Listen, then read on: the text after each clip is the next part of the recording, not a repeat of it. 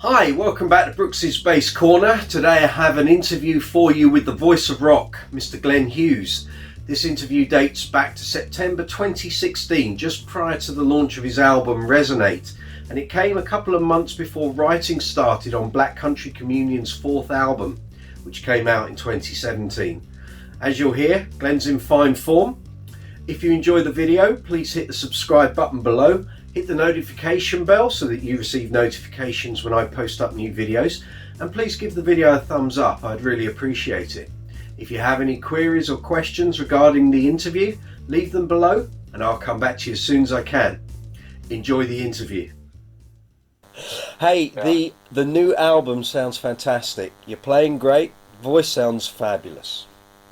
Thank you, man. First, my team are, we're really excited about this album because it's I would consider it a return to what a lot of people in general have been waiting for. Yep.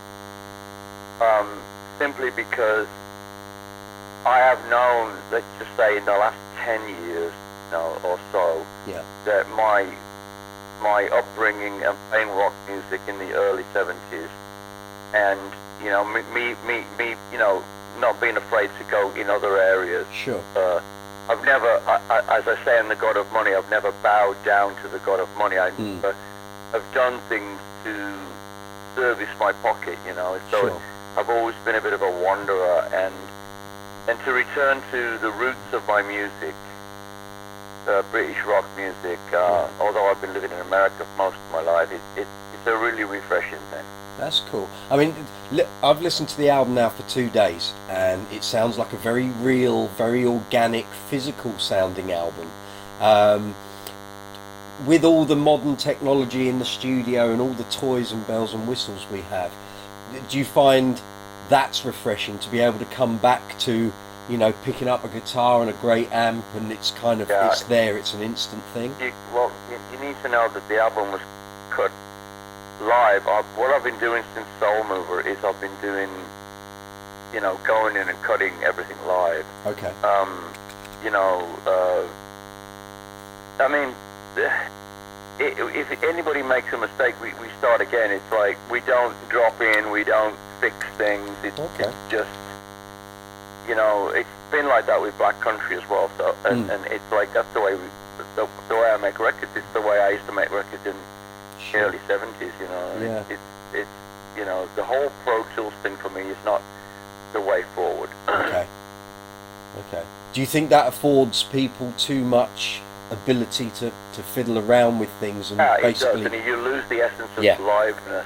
Yeah. I mean, you can hear, from every track you can hear, from heavy onwards, it's just a live experience, Sure. You can hear the volatile aspect of all the instruments, and it's just bombastic, if you will.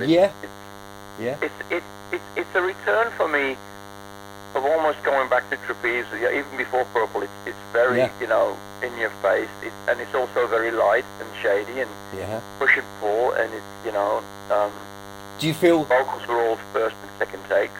Yeah. Do you feel like the whole album in 12 days and mixed it in 5, so it's a 17-day. That's impressive. Complete album, Do you feel like maybe your fans and the people that follow you sort of, or have followed your whole career, this is like an album they were due, like they were kind of maybe expecting this kind of thing? I must be honest with you, I did think about my followers. I've been getting a lot of followers in the last 2 or 3 years. Yeah. It's doubled in the last 2 or 3 years. So, and they are generally, I must say, I've got a really great fan base, a really nice, bunch of people, and they are what they've been wanting a return to. Yeah. This kind of music, because as you know, I can switch of course, triggers real quick and switch to different forms of rock, whatever you know what I do. I do. And so when I put my rock hat on, it's very believable because that's where I come from. And although I love American, Tamla Motown, we all know that. It's just that for the next 5 or 6 years, I'm just going to be playing I would call it arena rock music, because for the first time, Mike, in years and years, for the first time in a long time, I've got really great management, great agent, great team, touring directors, and it's a massive team of people that are behind me. Mm-hmm. Does that take some of that pressure off of you so that you can concentrate on the music? Because, I am, for all intents and purposes, the boss, but I have people that, the web team people and, the touring directors and, and the PR, I stay out of the way. They know what they're doing. They're professionals. Yeah. And I didn't have that 10 years ago. Sure. I was lacking in that department before Black Country. So, as you know, this is the first album in 8 years. So, this is the first album after the success of Black Country Communion. So, you would figure that I would, go for the marketplace where, let's just say Deep Purple and Black Country Communion are, Yeah.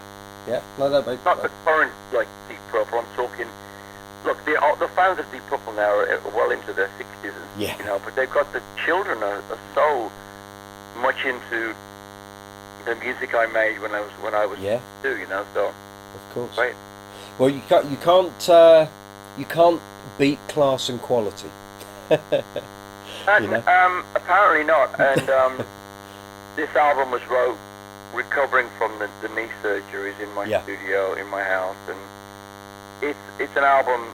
As I've said to you before, I don't really write about fictional things. I write about the human condition and about what happens to us as humans. And this album is all about the human condition. And how long did you spend getting the material together for this album? 3 months. Okay. I'd say it was between February and May, with Purple were being inducted into the Hall of Fame. I'd had open heart surgery 3 years ago. I was thinking about the recovery from that, and I'm getting real honest. I really have no fear about telling people what's going on. No, correct. But there's some anger on this album, which hasn't been on there for a while. Also, I can be pissed off as well as I can be a loving person. As everybody knows, I'm coming from a loving place, But that's good. Hey, the drum work on the album is fabulous. Pontus is one hell of a drummer. Hell of a drummer. And the 2 tracks that Chad Smith are on, just kick ass. So I was actually going to say, there seems like, and watching some clips of Chad with you on YouTube, you seem to have a very natural relationship between you, a great understanding of groove together. Is that... We are, I'm godfather to one of his kids. We're the closest of friends. You can imagine if you've got a best friend. Yeah. Chad and I finish each other's sentences. We when we play together, it's like, he's so insanely animalistic. And his pocket is so insane that, it's a joy to play with someone that is so musical, man. Yeah. He's so musical. And he always brings so much love. You can see on the video, he's so loving. Such a funny guy, Yeah. Have you discussed actually doing a project together at some point in the future? Chad, I think it's safe to say that he's been on every album I've done since Songs in the Key of Rock, which is 2004. Yeah. So it's like he's always on my album. I don't think there'll be a possibility of him doing a solo album because of the Peppers are so... Sure. They don't do that, Yeah. Or if he's going to do a project with someone, I don't think he'll do that. I think he might... He's got this little side project he has, but... Okay. Chad and I play together, at his home quite a lot, and, we do jam, That does come across, it does come across, because you seem to have a natural kind of groove understanding between each other, which is great. And sometimes you can't manufacture that. Some drummers you just don't lock in with, but, the pair of you seem to work very well together. So what we did on Heavy and Long Time Gone, as every track on the album, I didn't play the songs to the guys until I got to the studio. Right. We did all the tracks, and then Chad came in at the end to do the last two songs, which were Heavy and Long Time Gone. And, you know, I played them to him once, did a scope cut, and then you can see it, you know, he counts the song in, and it's like, it's on. Yeah. It's on, and it was like, it might have been the first or second take. Okay. Because, you know, at the end of the song where the closing of Heavy, it's like I was just signaling, you know, what I wanted to do in the bar and the temp, you know, it's like, he just gets me, you know, it's just insane. A good friend to have, I'd imagine. It was good for Pontus to see that as well, because Pontus is young, and he went to school at MI in the States. He's a really well-educated drummer and a youngster and full of energy, like a younger Chad. And he was schooled by Chad, and he wanted to be. But let me tell you, Pontus Engborg is a hell of a drummer. Oh my God. Oh, I mean, it comes across. It really does come across. I was actually going to ask you, how do you like to develop your relationship with drummers? Obviously, bass and drums are so locked in together that if you have a natural understanding with your drummer... I start playing with I haven't had that many drummers in my solo bands, maybe 3 or 4. I develop a groove with them before we get into, you know, solos and stuff. It's about less is more. It starts off with a very less is more approach, and I'm really interested in drummers who have pocket. You know, I can't play with drummers who don't have pocket. You know, so they've got to have some the soul aspect. Sure. When I say soul, I don't mean soul music. It's got the soul. They have to be soulful as people. Yeah. And they have to understand less is more, and as I do, and Pontus really does that. Okay. Do you think, and I mean, you've got plenty of history to call on here, do you think being the bassist gives you a good point of control to be able to conduct and decide where a band is going in a live situation? Because whatever bass notes you play, that is the fundamental of where the chords progress. Now, really, it has developed over the course. I mean, I've been you know, doing solo now, touring since '93. Yeah. And I have been leading bands, and every band I've been in has been, well, every Glenn thing I've done is bass driven, you know. Yeah. And I've been very blessed to work with people that know my sensibility and the way I write and the way I arrange songs. Yeah. You know, so it's been a really good ride for me. I have to say, Mike, that this year for me has been quite a strange one with my knee surgery. Yeah. Being inducted into the Hall of Fame on the same day my dad died. Wow. And I just lost 2 dogs this year, and it's like and to make this album, to have so many great reviews coming in. I don't think I've ever had so many great reviews for an album. Life is a roller coaster. It's peaks and troughs. And I know, one thing I wasn't when I was 22, 65, I am wise, really wise. I've lived a life of 20 men, as you can imagine. Yeah. And I really understand that things happen in God's time. They don't happen in my time, they happen in God's time. And I think I'm at the right crossroads right now where things are going really smoothly. Yeah. Due to the fact that I'm letting other people, you know, run my show for me. Yeah. And it's amazing to see the Glenn Hughes wheel and the team work. Yeah. It's a joy. I mean, we're going to South America tomorrow, and you know, it's pretty much sold out down there. And, that's great. And you know, America was sold out, and it's like we just think that it's the time is now for me. That's good. Hence me touring on this album. Yeah. Well into next summer. Right. You know, so you know, there's going to be a lot of shows. I'll never have done more shows between now and this time next year. That's fabulous.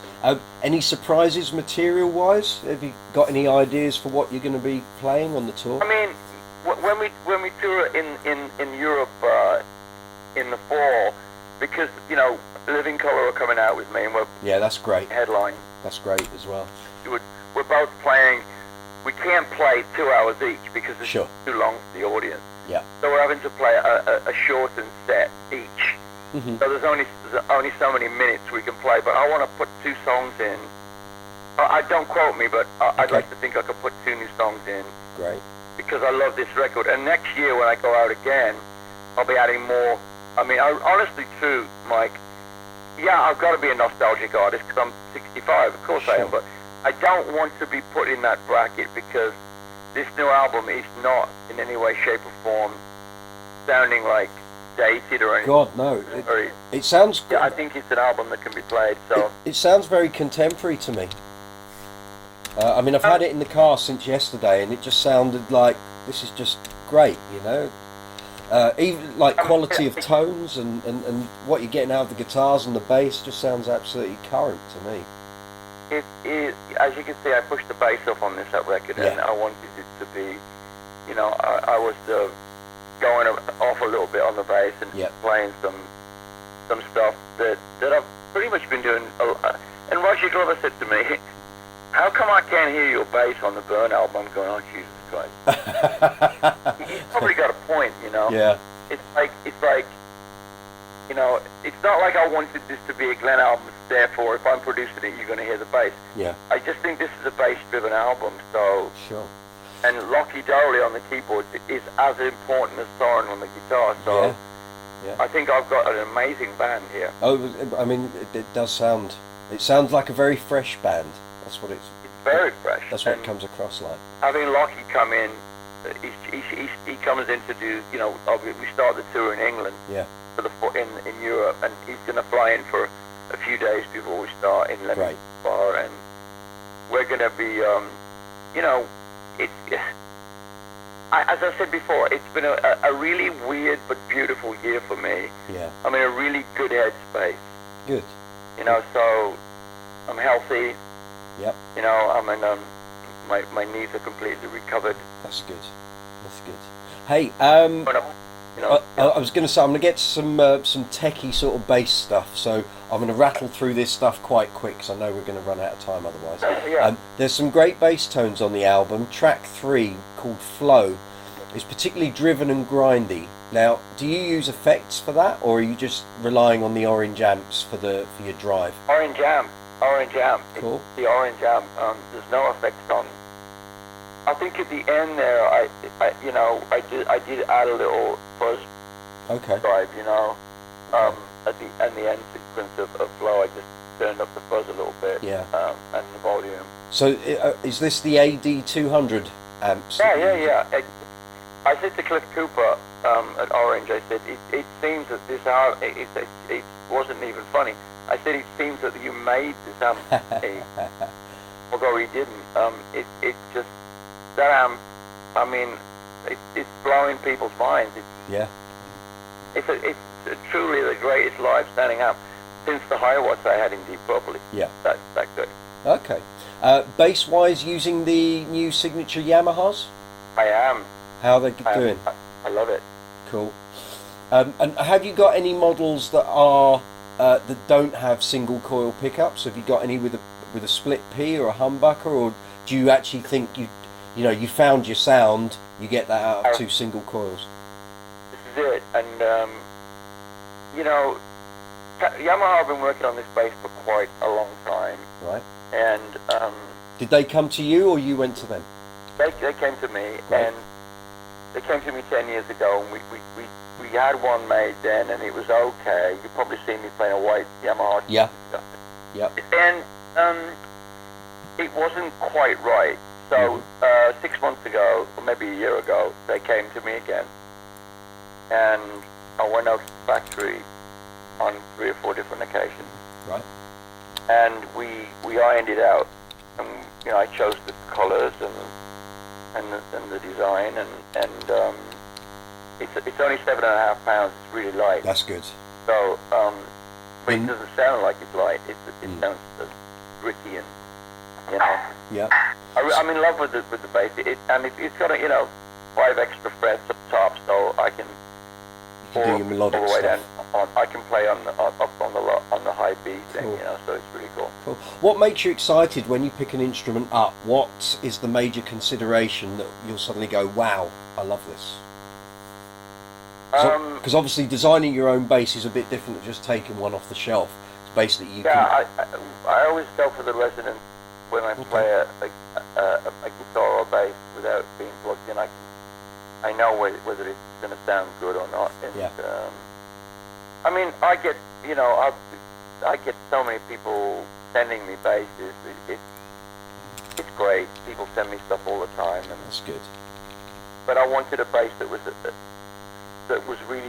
sounded like Glenn, and this one really does. That's cool. That's cool. There've been a lot of notable bass deaths, dare I say it, passing aways in the past sort of 18 months. We lost the great Andy Fraser, Jack Bruce, Chris Squire, Lemmy, Mike Porcaro. List goes on, and obviously all friends of mine. Well, this is why I'm bringing it up, and we've lost Bowie and Prince, of course, as well. It seems Bowie, to be, as you know, lived at my house. Yeah, just in the past 18 months, we just seem to have lost this great swathe of talent. What's your take on it? Oh, for me, talking about greatness, I mean, Trapeze opened for Free before they were big, before All Right Now, and I had no idea who Free were. Yep. Wolverhampton. So we did our set, went down really well. I went out in the audience and I went, okay, let's see what you little guys can do. And of course, Andy came out, and they play I'll Be Creeping. I'm going, oh, fuck. Yeah. God, hey, what's this? Yeah. And of course, 5 years before he died, we befriended one another. Yeah. And we were inseparable. I was actually reading the interview that the pair of you did for the magazine. That was 3 years ago. Right. Yeah. So I invited, and it was a lovely interview. Thank you so much. Pleasure. And I invited Andy to play with me at the Marshall 50th, and I got to sing Mr. Big with him. You did, and actually I was watching that about 2 hours ago. You did a great job, but I think he got stitched up by the sound man. Well, probably because there were so many different rigs and there's so many different things going on that night. It was impossible to get a decent sound, Yeah. It was okay. Yeah. Quick couple of questions about the Black Country Communion Reformation. From an outsider's point of view, could you not all have said from the outset we can make this work around our other commitments and treat it like an enjoyable bit on the side?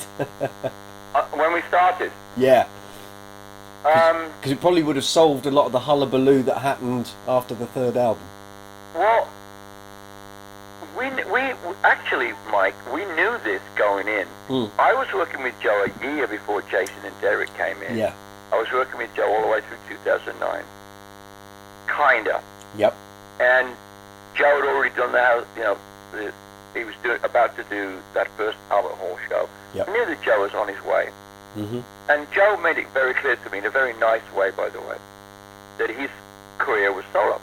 Sure. And as I was back then, but he didn't have a great manager. Yeah.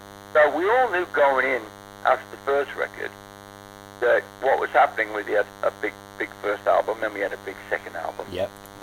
And then, we toured in 2011 after the second album, and it was like 30 shows or something, and it was great. Then Joe went back, and I did some shows, And then I got new management before Afterglow, and Afterglow was going to be a Glenn album, as you know. Yep. And Kevin, who I love, Kevin Shirley. Yep. Let's just make it, let's make this a Black Country album, and maybe we can do some touring. Yeah. Not promising me, but sort of maybe suggesting. And I said, great, let's do that. So when we didn't tour, or when I knew we weren't going to tour, it was just sort of a time just to stop. Yeah. There was never any really fighting or yelling and screaming. It was just a case of, oh, okay, well, I just think certain people, you know, kids, you know, fans, whatever you want to call them, just thought that there was trouble. There was never really in trouble. Yeah. Did you all know that it was something? Did you all know that it was something you could come back to at a later date when the time was right? Oh yeah, I mean, Kevin called me a year after Afterglow to see if we were ready, or I was ready to do it. I said, well, not at this very moment, because California Breed was starting, you know. Sure. So what happened was around about the time I was being inducted with Purple into the Hall of Fame, Joe gave me a call. Yeah. And can we have dinner? I said, of course. Because I've been speaking to Joe on and off for the last 5 years. So we had a lovely dinner in Santa Monica. Great. And we got on the subject of talking about, you know, Black Country and yeah, how we loved our band, and wouldn't it be great to do another record? Mm-hmm. Let's make it like a killer album, like all killer, no filler. Yep. I said, well, when do you want to start? And we organised a time. We're actually writing today. Yeah, that's good. We've been writing all week, and we've got a lot of great new songs. Fabulous. And we're writing again in October. We finished writing in October, and we're going to the studio in January. And that's great. The album will be out May 20th. That's fab. That's fab.